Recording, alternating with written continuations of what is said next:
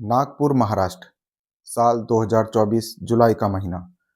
शहर का एक साधारण सा इलाका जहां ज्यादातर लोग रोज की तरह अपनी जिंदगी में व्यस्त रहते हैं। इसी इलाके में रहता था चंद्रसेन बालकृष्ण रामटेक। उम्र लगभग 38 साल। कुछ समय पहले ही चंद्रसेन को लकवे का अटैक पड़ा था। शरीर का एक हिस्सा काम नहीं करता था। चलना फिरना मुश्किल हो गया था। नौकरी छूट चुकी थी और जिंदगी चार दीवारों में ही सिमट के रह गई थी। चंद्रसेन रामटेक की शादी दिशा चंद्रसेन रामटेक से हुई थी। शुरुआत में सब ठीक था, लेकिन बीमारी के बाद हालात बदलने लगे। घर की जिम्मेदारियां, पैसों की दिक्कतें आई और रिश्तों में तनाव बढ़ता चला गया। चंद्रसेन ज्यादातर समय बिस्तर पर ही रहता था क्योंकि वो लकवाग्रस्त था। वहीं दिशा ज्यादातर बाहर रहने लगी। इसी दौरान दिशा की जिंदगी में एक और शख्स आया। नाम था आसिफ राज इस्लाम अंसारी, जिसे इलाके में लोग राजा बाबू टायर वाला भी कहते थे। आसिफ की टायर की दुकान थी। यहीं से उसकी पहचान दिशा से हुई, बातचीत शुरू हुई और धीरे धीरे यह रिश्ता अफेयर में बदल गया। शुरुआत में यह सब चोरी छुपे चलता रहा। फोन कॉल, मैसेज, मुलाकातें। दिशा घर पर बीमार पति की देखभाल का दिखावा करती, लेकिन मन कहीं और था।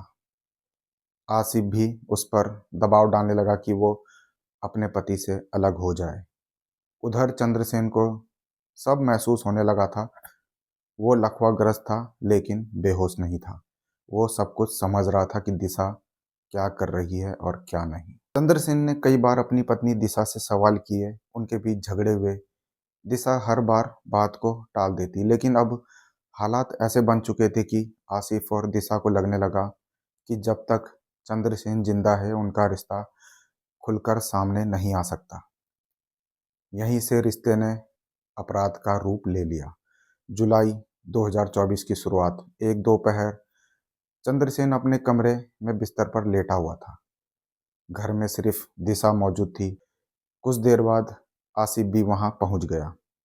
पहले सामान्य बात हुई, फिर दरवाजा बंद किया गया। चंद्रसेन विरोध भी नहीं कर सकता था क्योंकि उसका शरीर उसका साथ नहीं दे रहा था। उसी दौरान दिशा और आसिफ ने मिलकर चंद्रसेन का गला दबाया।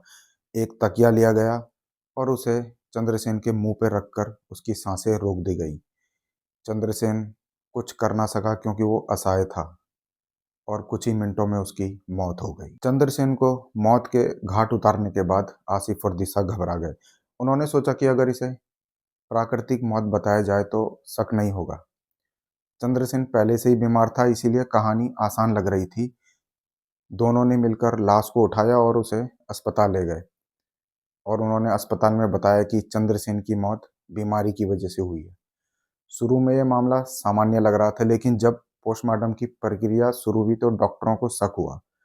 गले और चेहरे पर ऐसे निशान थे जो प्राकृतिक मौत से मेल नहीं खाते थे। यहीं से इस केस में पुलिस की एंट्री होती है। पोस्टमार्टम रिपोर्ट आने के बाद साफ हुआ कि यह मौत सामान्य नहीं थी।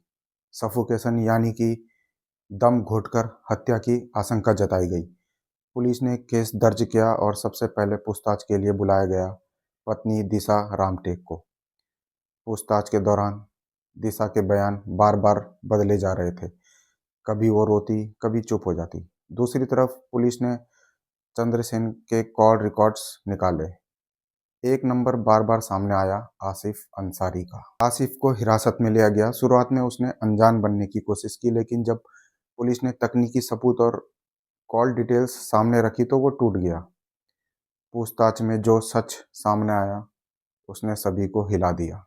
आसिफ ने कबूल किया कि उसका और दिशा का अफेयर था। दोनों चंद्रसेन से छुटकारा पाना चाहते थे। उन्होंने मिलकर हत्या की योजना बनाई और मौके का फायदा उठाया क्योंकि चंद्रसेन चल फिर नहीं सकता था, वो लकवाग्रस्त था। इसके बाद पुलिस ने दिशा रामटेक और आसिफ राज इस्लाम अंसारी दोनों को गिरफ्तार कर लिया। उन पर आईपीसी की धारा 302 हत्या और 120 साजिश के तहत मामला दर्ज किया गया। ये खबर जुलाई 2024 में सामने आते ही पूरे नागपुर में सनसनी फैल गई। लोग यही कहते रहे कि जिस आदमी को अपनी पत्नी के सहारे की उम्मीद थी, उसी ने उसकी जिंदगी छीन ली। जहां तक सजा की बात है, इस केस में चार्जशीट दाखिल हो चुकी है। दोनों आरोपियों को न्यायिक हिरासत में भेज दिया गया है। कोर्ट का अंतिम फैसला अभी प्रक्रियाधीन है। इसीलिए कानूनन अभी यह कहना सही नहीं होगा कि उन्हें कितनी सजा हुई है। फैसला आने के बाद ही सजा तय होगी। जो हत्या के मामले में आजीवन कारावास या फांसी तक हो सकती है।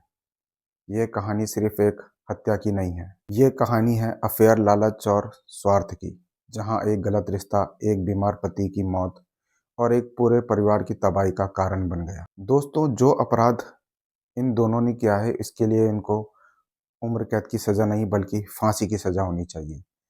आप इसमें अपनी राय जरूर दें, और अगर आपको ये वीडियो पसंद आई तो वीडियो पे प्लीज़ लाइक, कमेंट और शेयर जरूर करें, और चैनल को सब्सक्राइब करना ना भूलें। मिलता हूँ मैं आपको अगली रियल क्राइम स्टोरी के साथ। तब तक के लिए नमस्कार।